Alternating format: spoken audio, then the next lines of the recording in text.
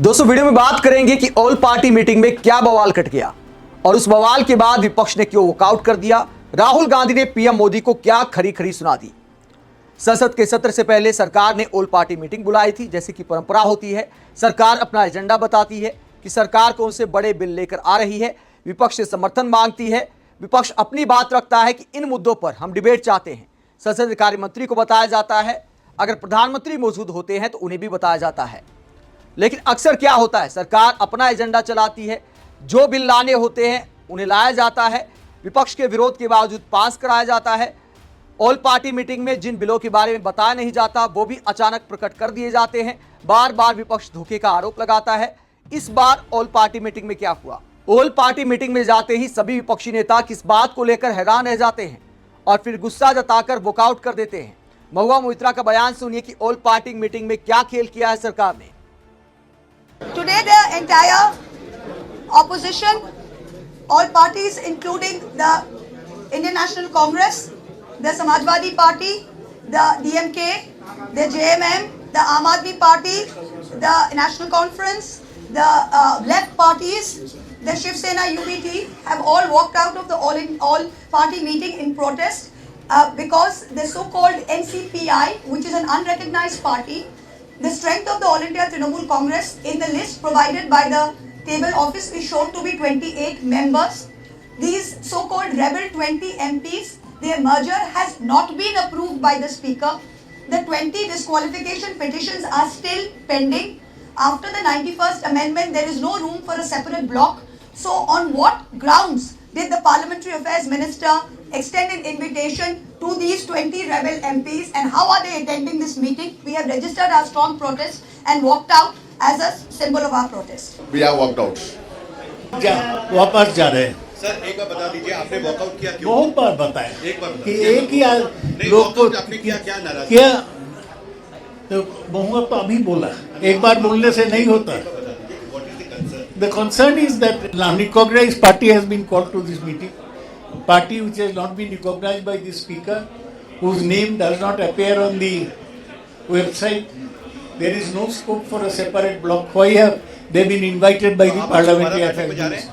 Walkout का मुद्दा यही है कि आज देश में जो हो रहा है, हर पार्टी के सांसदों को तोड़कर लाना, ये इन प्रकार साम दाम दंड भेद सब कुछ यूज करके अभी जो महाराष्ट्र के जो बगावत करने वाले सांसद हैं उनको लाया गया है और उनको इस मीटिंग में भी इनवाइट किया गया ऑल पार्टी मीटिंग में, जबकि अभी तक स्पीकर ने उन्हें मान्यता नहीं दी है, अभी तक मान्यता नहीं मिली है किसी पार्टी के रूप में। तो फिर कैसे इस मीटिंग में उनको इन्वाइट किया गया है, इसी को लेकर आज सभी ने वॉकआउट किया है ताकि देश में दूसरी पार्टियों के साथ इस तरह की हरकत न की जाए। The government has invited the rebel faction of the TMC is against the sanctity and credibility of the all-party meeting. Under protest, the entire opposition has walked out.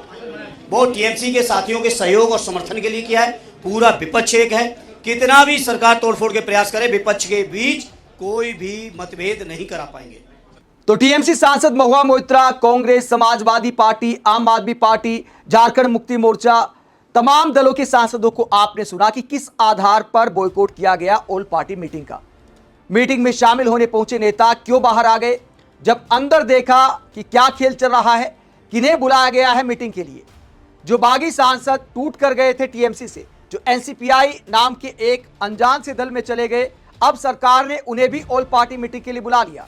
तो महुआ मोइत्रा सवाल करती हैं कि हमारे नाम पर इनको कैसे बुला लिया आपने? उन बागी सांसदों को देखकर महुआ मोइत्रा कहती हैं कि आपने किस आधार पर इनको मान्यता दी, जबकि स्पीकर साहब ने कोई फैसला नहीं लिया है, मामला कोर्ट तक भी है।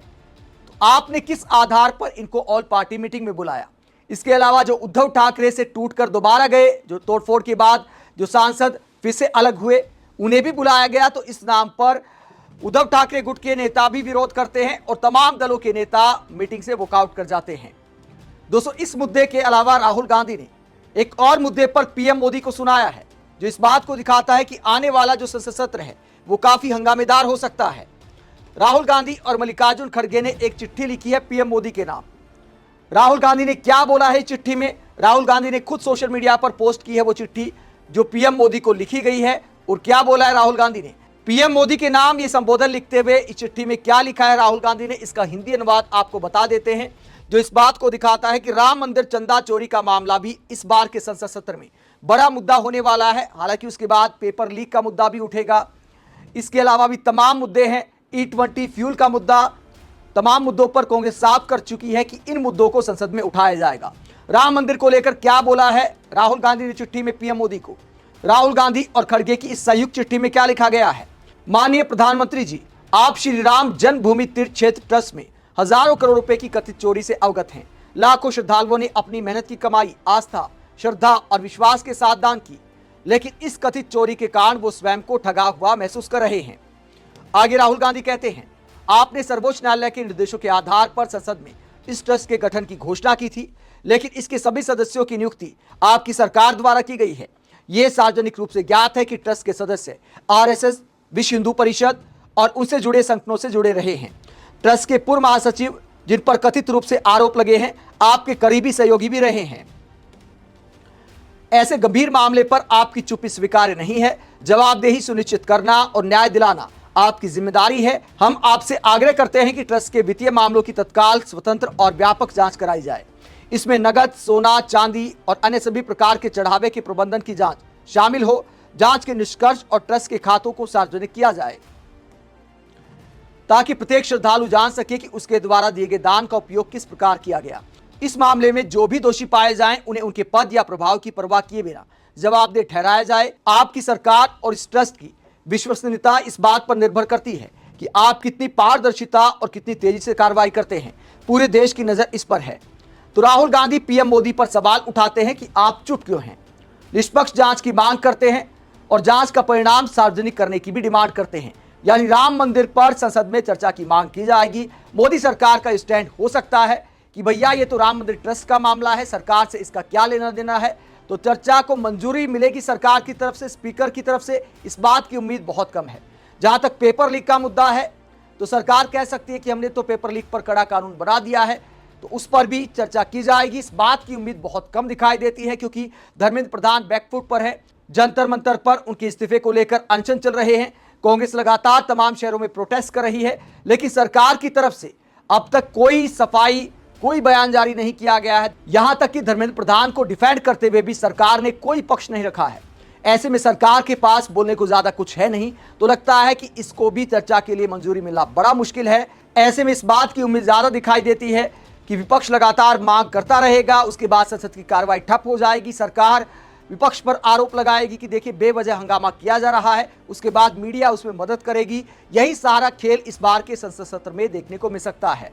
आप इस पूरे मुद्दे को लेकर क्या सोचते हैं? कमेंट बॉक्स में अपनी राय जरूर दें। साथ ही चैनल को सब्सक्राइब भी करें। नमस्कार।